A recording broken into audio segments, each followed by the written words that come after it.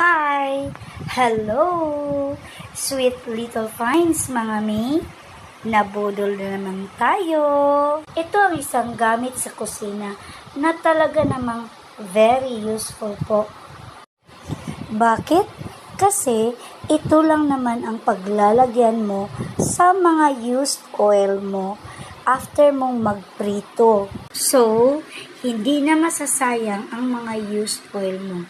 Dahil meron ka ng paglalagyan. May takip na, may filter pa, pampasala sa mga used oil, at syempre, meron siyang spout na may takip din. So, sure na sure ka na malinis ang used oil mo. At ang cute po nito.